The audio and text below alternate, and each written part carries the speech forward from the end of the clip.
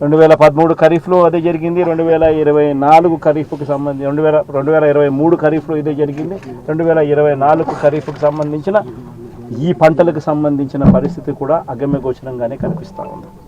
So వెంటనే ప్రభుత్వం అన్నది మానవతా దృక్పథంతో స్పందించాల్సిన అవసరం ఉంది. ప్రభుత్వం అన్నది కట్టాల్సిన ఇన్సూరెన్స్ ప్రీమియం ఖచ్చితంగా కట్టాల్సిన అవసరం ఉంది. ఎవరైనా కూడా ఇన్సూరెన్స్ కట్టలేదు అన్న పరిస్థితి ఉత్పన్నం కాకూడదు. ఈ క్రాప్ అనేది మీ ఇష్టం వచ్చినట్టుగా మీరు నిర్వహిస్తూ ఉన్న పరిస్థితుల మధ్య ఖచ్చితంగా ప్రతి రైతును కూడా నమోదు చేసి ఖచ్చితంగా ఇన్సూరెన్స్ వచ్చేట్టుగా గట్టిగా ప్రెషర్ పెట్టే కార్యక్రమం ఖచ్చితంగా ప్రభుత్వం ముందుకు రావాలి.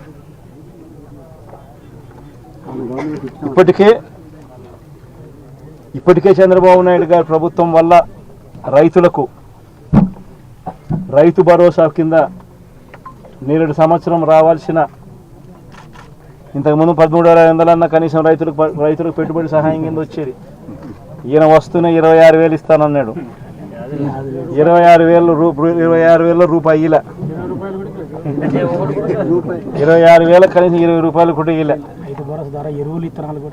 ఇప్పటికే రైతులకు ఈయన వస్తూనే సున్నా వడ్డీ కింద రైతులకు ఇవ్వాల్సిన సున్నా వడ్డీ కింద ఇవ్వాల్సిన సొమ్ము కూడా ఎగరగొట్టేసినాడు ఈయన వస్తూనే. ఈ నేపథ్యంలో ఇక్కడ పరిస్థితి చూస్తే ఇక్కడే ఇంటిగ్రేటెడ్ కోల్డ్ స్టోరేజ్ కనిపిస్తుంది. పులివెందుల అన్నది అరటికి సంబంధించి రాష్ట్రంలోనే అత్యధిక సాగు చేస్తూ ఉన్న ప్రాంతం ఏదైనా ఉంది అని అంటే అరటి సాగులో పులివెందుల రాష్ట్రంలో నెంబర్ 1.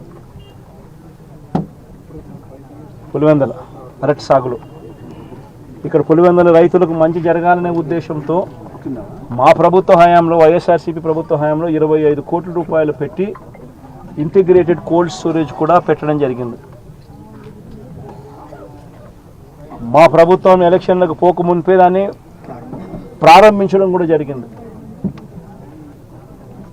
ఎంత దారుణమైన పరిస్థితి ఈ ప్రభుత్వంలో ఉంది అని అంటే కనీసం దానికి యూజర్ ఏజెన్సీని టెండర్ పిలిచి యూజర్ ఏజెన్సీని ఐడెంటిఫై చేసి యూజర్ ఏజెన్సీకి దాన్ని అప్పచెప్పి కనీసం దాన్ని వాడుకలేకి కూడా ఈ ప్రభుత్వం తీసుకొని రాకుండా ఈ ప్రభుత్వం నడిపిస్తూ ఉంది అని అంటే వీళ్ళకి రైతుల మీద ఎంత కపట ప్రేమ ఉంది అని చెప్పడానికి ఇంతకన్నా నిదర్శనం అవసరం.